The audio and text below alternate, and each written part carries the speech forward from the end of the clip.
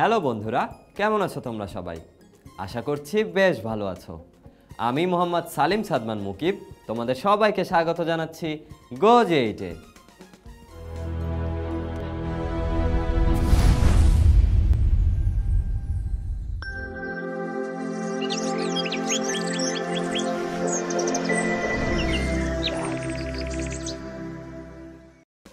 বন্ধুরা, আজকের পর্বে আমরা একাদশ দ্বাদশ শ্রেণীর জীববিজ্ঞান প্রথম পত্র বইয়ের 10ম অধ্যায় অর্থাৎ উদ্ভিদের প্রজনন নিয়ে আলোচনা করব।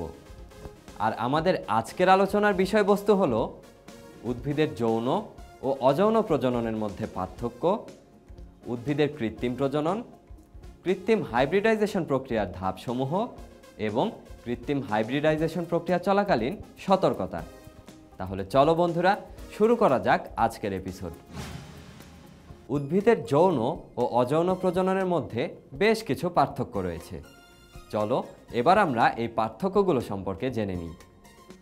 বন্ধুরা, যৌন প্রজননে গ্যামেট সৃষ্টি হয় এবং দুইটি বিপরীতধর্মী গ্যামেটের মিলন ঘটে, কিন্তু অযৌন প্রজননে গ্যামেট সৃষ্টি হয় না এবং গ্যামেটের প্রয়োজনও হয় না। বন্ধুরা, যৌন প্রজননে মায়োসিস কোষ বিভাজনের প্রয়োজন হয়, কিন্তু অযৌন প্রজননে মায়োসিস কোষ বিভাজনের প্রয়োজন হয় না।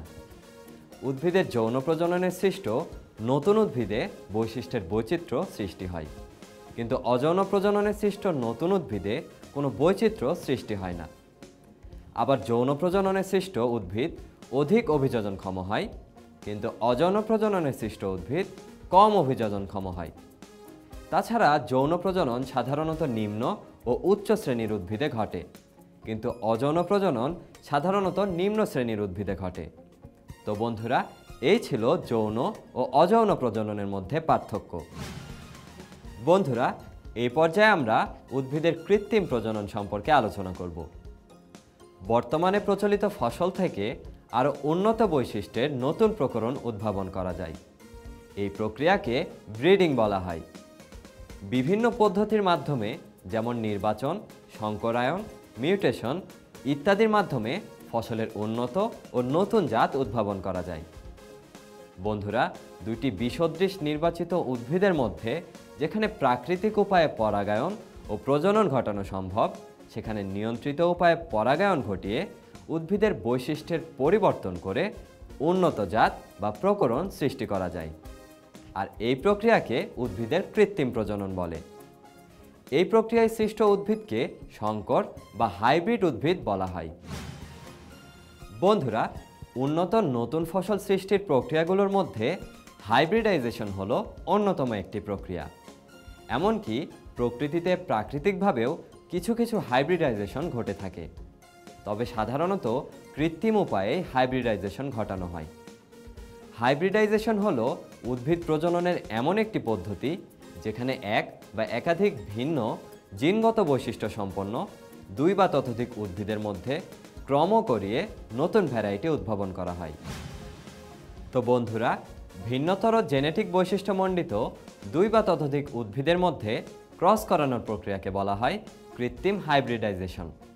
তাহলে চলো বন্ধুরা, এবার আমরা কৃত্রিম হাইব্রিডাইজেশন প্রক্রিয়া বা কৌশল সম্পর্কে জেনে নিই।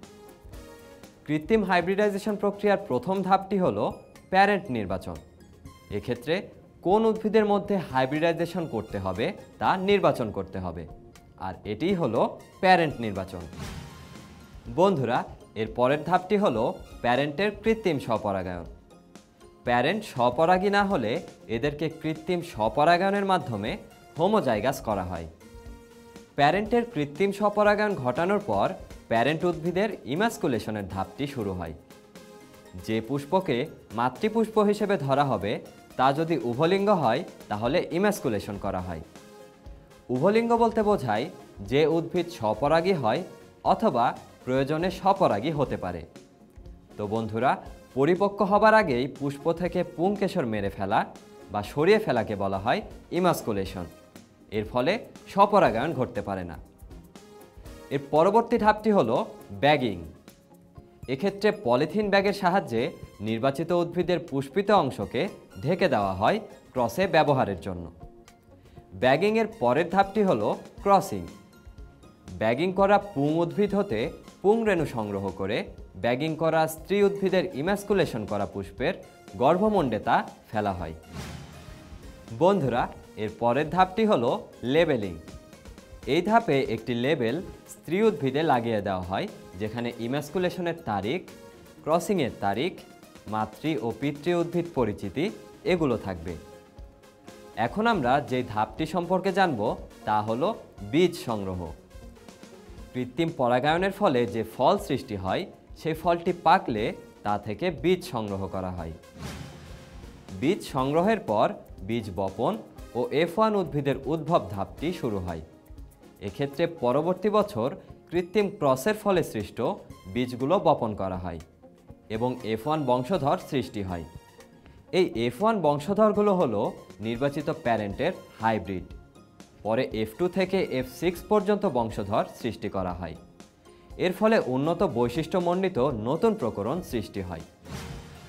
বন্ধুরা, F1 বংশধরের ব্যবহার ও নতুন প্রকরণ সৃষ্টি হলো কৃত্রিম হাইব্রিডাইজেশন প্রক্রিয়ার সর্বশেষ ধাপ। আবার F1 বংশধরের দুইটি উদ্ভিদের মধ্যে ক্রস করিয়ে যেসব উদ্ভিদের সৃষ্টি হয় সেগুলো হলো F2 বংশধর। ঠিক একই পদ্ধতিতে কয়েক প্রজন্ম পর্যন্ত এভাবে হাইব্রিডাইজেশন করতে করতে একটি নতুন প্রকরণের সৃষ্টি হয়। কৃত্রিম হাইব্রিডাইজেশন প্রক্রিয়া সম্পন্ন করার সময় বেশ কিছু সতর্কতা অবলম্বন করতে হয়। এই পর্যায়ে চলো সেই সতর্কতাগুলো সম্পর্কে জেনে নিই। প্যারেন্ট নির্বাচন করার সময় তাদের পার্থক্যগুলো সুস্পষ্টভাবে লক্ষ্য করতে হয়। ইমাস্কুলেশন ও পরাগায়নের সময় হাত, সূঁচ, চিমটা, তুলি প্রভৃতি স্পিরিট দিয়ে ধুয়ে জীবাণুমুক্ত করতে হয়। লক্ষ্য রাখতে হবে ইমাস্কুলেশনের সময় যেন একটি পুংকেশরও থেকে না যায় এবং গর্ভকেশরের যেন কোনো ক্ষতি না হয়। ব্যাগিং ঠিকমতো করতে হবে এবং এর মধ্যে বায়ু প্রবেশের জন্য সূক্ষ্ম ছিদ্র থাকতে হবে। সংকর বীজ সংগ্রহ এবং এক্ষেত্রে কলা কৌশল গ্রহণ সঠিকভাবে নিতে হবে। তো বন্ধুরা, আমাদের আজকের আলোচনা এ পর্যন্তই। আবার দেখা হবে পরবর্তী এপিসোডে নতুন কোনো টপিক নিয়ে। সে পর্যন্ত সবাই ভালো থেকো, সুস্থ থেকো এবং অবশ্যই GoJ8-এর সঙ্গে থেকো।